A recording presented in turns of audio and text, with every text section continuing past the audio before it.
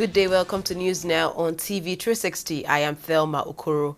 Nigeria's federal, state and local government have received the sum of 369 billion naira from the Federation account for the month of November. Addressing newsmen in Abuja, the Minister of Finance, Kemi Adeosun, said that gross statutory revenue for the month, which stood at 297 billion naira, declined by over 102 billion naira compared with what was received in October. She, however, promised that government is looking at ways of increasing revenues from the non-oil sector. For the fact that we've just completed December 2015, the gross statutory revenue, 303.78 billion, from which was deducted 7% cost of collection to Nigeria Customs Service, 3.417 billion, 4% cost of collection to Federal Inland Revenue Service, 2.024 billion, 4% cost of collection to DPR, 1.589 billion, NNPC refund to the federal government, 6.330 billion.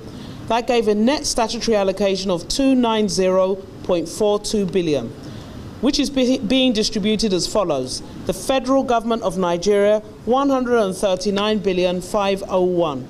State governments, 70.757 billion. Local governments, 54.551 billion. Then derivation, 25.611 billion.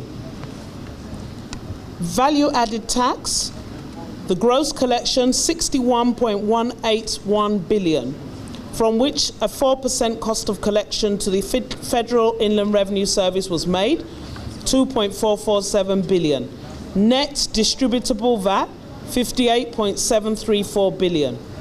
Distributed as follows. The federal government of Nigeria, 8.810.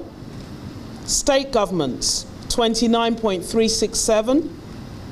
Local governments, 20.557. The grand totals are as follows. Statutory gross revenue, 297.45. VAT, 61.61, giving a total distribution of 358,631. There was also an exchange rate gain of 4.921 billion and an NNPC refund of 6.330 billion. That gave a grand total of 369,882 billion.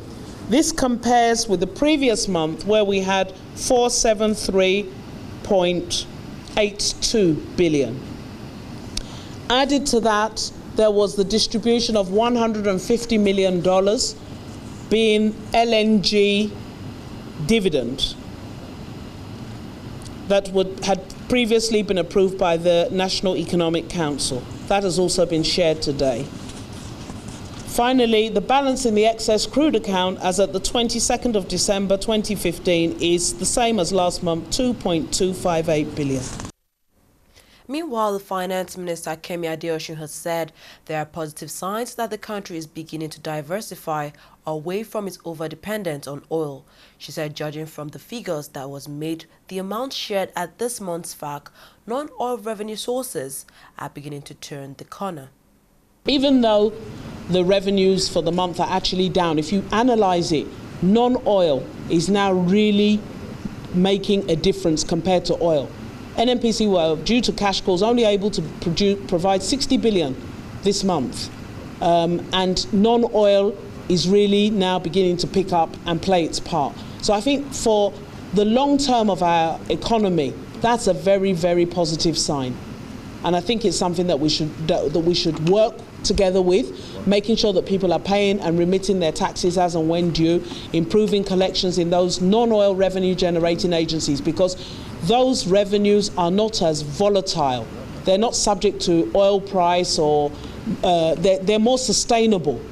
And so it's one of the signs that we are looking for those non-oil revenues to be more and more stable and more significant and to keep growing. So I think that's our policy direction. We've said it, that we don't want to be relying on oil. We've all seen what happens. Oil goes up, we're very happy. Oil goes down, we're unhappy. That's not sustainable. And we want to build sustainability into the economy, and I believe that we're on path.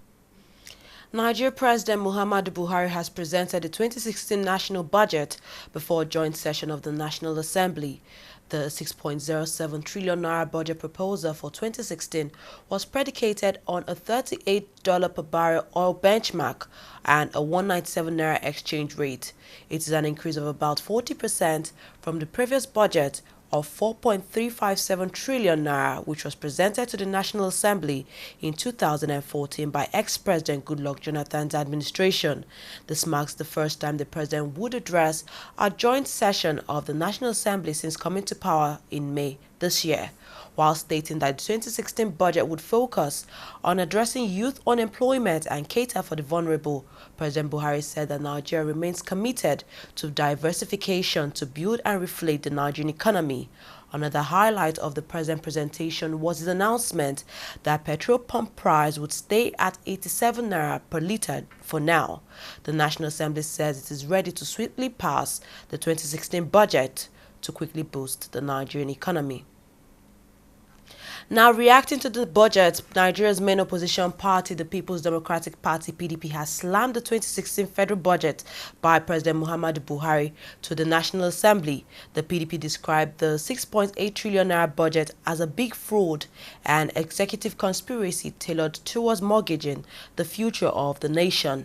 PDP, in a statement by its National Publicity Secretary, Lisa Metu, hours after the budget presentation, questioned Buhari's decision to borrow 2 trillion naira, the biggest in the history of the nation, as the height of recklessness and deceit from a government that trends on propaganda. The party berated the federal government for trying to use their bogus welfare program and phantom capital projects as cover to siphon the funds to satisfy partisan interests, particularly to settle huge campaign debts. According to the PDP, by all standards, the 2016 budget, the first major economic policy outing of this government, is completely unrealistic and embellished with impracticable predications.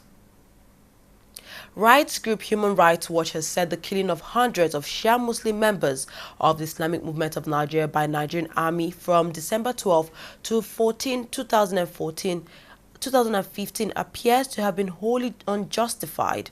The group, in a press release on Wednesday, also said the Judicial Commission of Inquiry set up by the government should be sustainably independent and impartial to hold those responsible to account. Human Rights Watch interviewed 16 witnesses to the killings and 5 others, including local authorities, who said that Nigerian army officials fired on Shia Muslim members of the group at 3 locations in Zaria in northeast Nigeria, while the army accused the sect members of attempting to assassinate the Chief of Army Staff, Lieutenant General Tukur Buratai. The Islamic movement said soldiers opened fire on its members. The Islamic movement claimed that over 500 of their members were killed by the soldiers. However, the Nigerian authorities dispute that figure.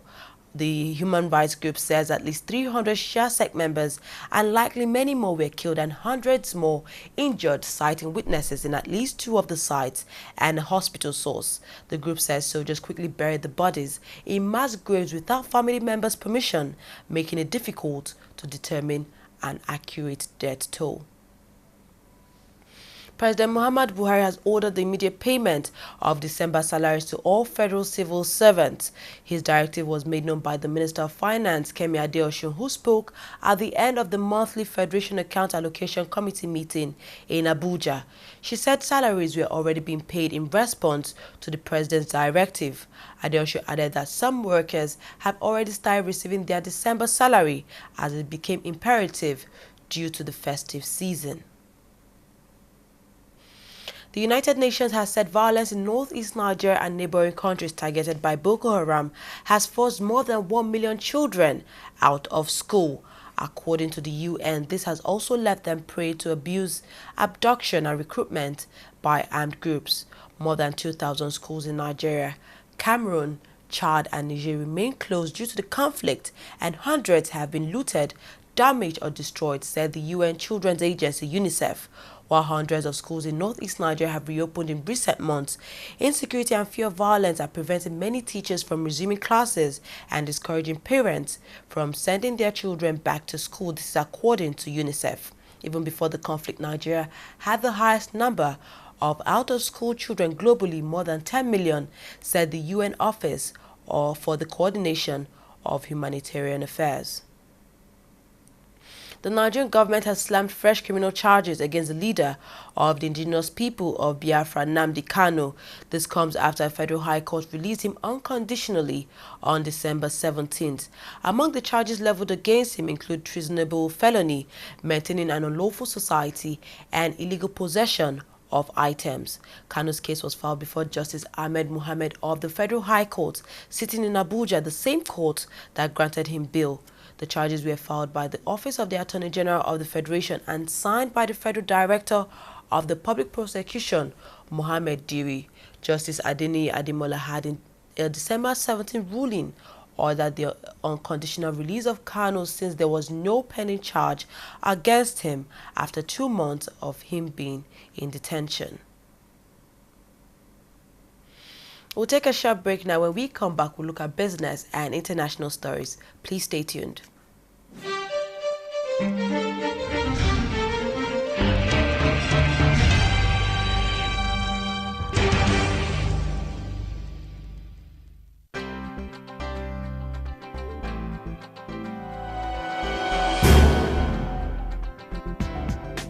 Hello, you're welcome. You're watching the Funny White Man Show, which is the biggest, the brightest, and the most entertaining show in Africa. Funny white man, funny white man, funny white man, but this is where you talk, it's too much. Give me 5,000 man, that's you. It's too much.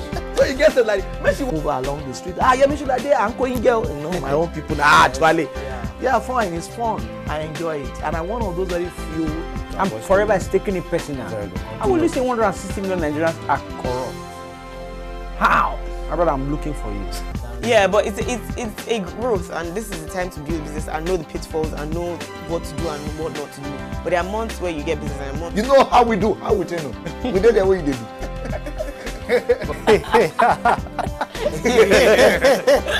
Hello, you're welcome. You're watching Trending Matters on the Funny White Man Show. Of course, we will bring you trending issues just to entertain and tickle your fancy.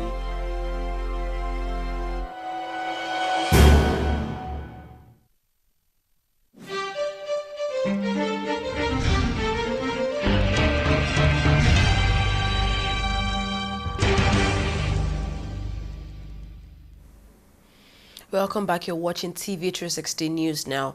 To business stories, Nigeria's telecommunication regulator has stated that South African mobile phone operator MTN will have to pay a $3.9 billion fine imposed by Nigeria by December 31st, 2015.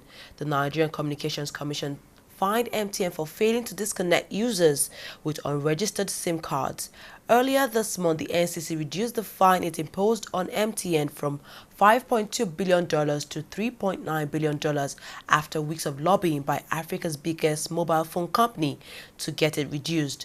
Appropriate action will be taken by the NCC should MTN fail to meet the deadline, it said in a statement. The mobile company says it will challenge the fine in a Lagos court. Nigerian non-deliverable forwards rose across the curve by over 2% on Tuesday after the country's government said it expected its budget deficit to double to around 2.2 trillion naira next year. Non-deliverable currency forwards, a derivative product used to hedge against future exchange rates move, indicated markets expected the naira's exchange rate to be at 262 to the dollar in 12 months' time. The Nigerian currency has been under enormous pressure following the fall in oil prices. Now, global stocks extended a rally into a third day on Wednesday as oil edged up from 11-year lows. Brent crude, the global benchmark, stood at $36.50 a barrel, up 39 cents, having touched an 11-year low of $35.98 a barrel late on Tuesday. The price of oil has halved over the past year, dealing a blow to economies of oil producers such as Nigeria, which faces its worst crisis in years, or Venezuela, which has been plunged into deep recession. At least 200 civilians have been killed in Russian airstrikes in Syria. This is according to Amnesty International, quoting witnesses and activists. The human rights group accused Russia of using cluster munitions and unguided bombs on civilian areas and said such attacks could constitute war crimes. Russia began airstrikes in September this year, saying it was acting at the request of Syrian President Bashar al-Assad. It is targeting ISIS and other groups it has designated to be terrorists, some of which are backed by the West. Russian authorities have so far made no public comment on the report's accusations. More than 250,000 people are believed to have been killed and millions of people have been forced to flee their homes since the conflict began in Syria in March 2011. The number of migrants and refugees crossing into Europe by land and sea this year illegally has passed 1 million, the International Organization for Migration says. This represents a four-fold rise on the total last year. Most crossed by sea, with more than 800,000 traveling from Turkey to Greece. Half are migrants from Syria. 11 more migrants drowned on Tuesday, according to the IOM toll of 3,695 dying or missing at sea. The huge influx of migrants has caused significant political rifts within the EU, with some states inside the border-free Schengen area putting up fences and reimposing frontier controls. Moving on to sports now, Nigeria's sports minister has stopped the Nigeria Football Federation from handling the transfer of players abroad following complaints from stakeholders. Solomon Dalong gave the directive following recent notice received over illegal transfer of players under the watch of the NFF, condemning the unprincipled trading of the nation's football talents.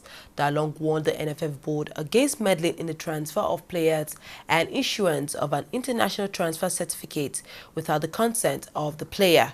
He, however, urged players who opt to ply their trade abroad to get appropriate clearance with the knowledge of the sports ministry. Now, Jose Mourinho's agent has denied a deal has been agreed for the former Chelsea boss to replace Louis van Gaal at the Manchester United. The agent, Jorge Mendes, said there has been no official proposal. This comes as reports suggest that Van Gaal is getting closer to the sack, with Executive Vice Chairman Ed Woodward spending Tuesday in a meeting at the club's London headquarters. Mourinho was sacked by Chelsea just last week after several months of lifting the Premier League trophy with the Blues following a run that left Champions League Chelsea 1 point above the relegation zone. Meanwhile, pressure has been mounting on Van Gaal following a 6-game winless streak that saw the club bow out of the Champions League in the group stages and out of the top 4 in the Premier League. To tennis now, Novak Djokovic and Serena Williams have been named men and women's world champions for 2015 by the International Tennis Federation. The duo received the prestigious title on Tuesday. The Serb ended the year as men's world #1 for the 4th time after taking 3 majors, which is the Australian, Wimbledon and the US Open, as well as finishing runner-up to Stan Wawrinka in the French. Williams also narrowly missed a calendar year Grand Slam, winning the Australian, the French and Wimbledon, and also reaching the US Open semi-final. Well, we've come to the end of news now. We thank you very much for watching. I am Thelma Okoro.